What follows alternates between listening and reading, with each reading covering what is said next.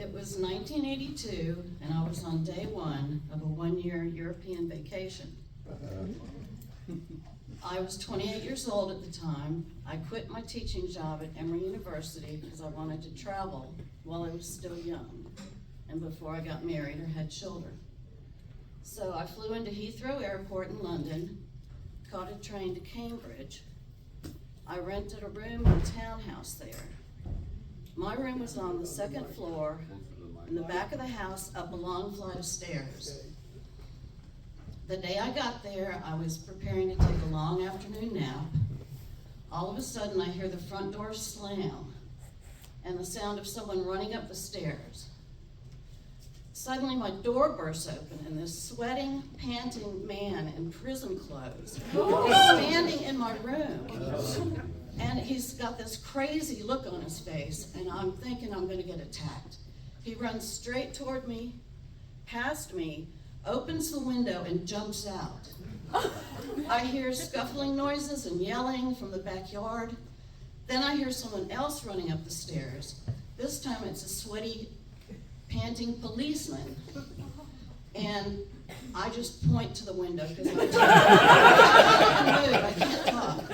He runs to the window and looks out, and unable to resist, I go and look out too. There's two more policemen in the backyard who have tackled and handcuffed the prisoner. Then the fourth policeman comes into my room, and he asks to see some identification. I show him my passport and my driver's license, and he looks it over and he says, "How long have you been in the UK?" And I said, "I just got here this morning." And I show him my airline ticket receipt. He says, "Well, the chief constable would like you to come down to the station and make a statement." So they load me into a police car, called it a slime sandwich. They were white police cars, and they had like a 1 foot wide stripe going all along the side, the slime sandwich. There was also a red stripe that they called the jam sandwich. So we get to the police station, and the chief constable sits there and looks over my ID, my passport, my driver's license, and he turns to me and he says, "How long have you known the prisoner, and what were your plans to get him out of the country?" I'm just sitting there flabbergasted. I said, "I swear I've never seen that man before. He just ran into my room and jumped out the window." And they don't believe me. He says, "Come on." You know, it's like Joe Friday on Dragnet. "Come on, ma'am. You're telling me that of all the streets he could have run down, he ran down your street, ran a mile from the prison, ran up to your street, your house, your room, and you just happened to get here this morning? I'm sorry, that's not a coincidence." So he leaves me alone, and I can tell he's very exacerbated with me. Exasperated. I told you I was going to get that word wrong. Anyway, so they leave me alone for quite a while, and I'm like terrified what's going to happen next. I think this vacation I planned is going to be cut short. They're going to revoke my visa and force me to return to the States, and I won't get to do all the traveling I was going to do. And so I just sat there and started crying.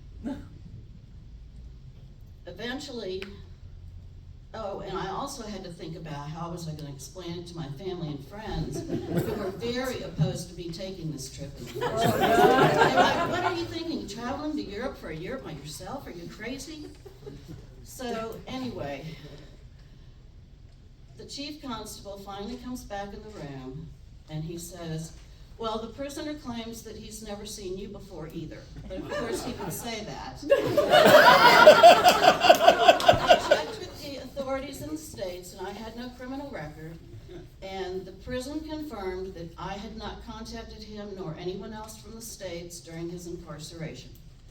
So after 2 hours, they finally let me go. They said they had no reason to detain me any longer. However, I had to keep them apprised of my whereabouts while I was in England. So they give me my passport back.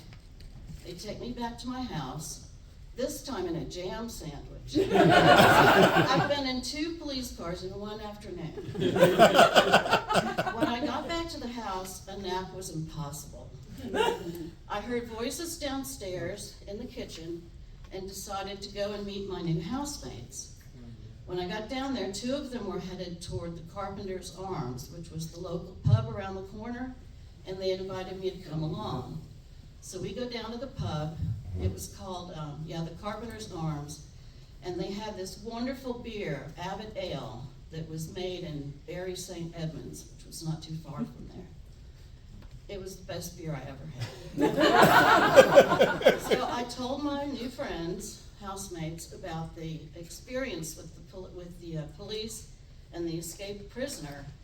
And at first they were shocked, and then they were sympathetic. And then after 2 pints of beer, we were all laughing at how absurd the whole situation was. So I ended up having a wonderful vacation. I got to see a lot of things that I had planned on going to see. My favorite was the Midnight Sun in Scandinavia. I saw Greece, I saw Amsterdam, lots of places.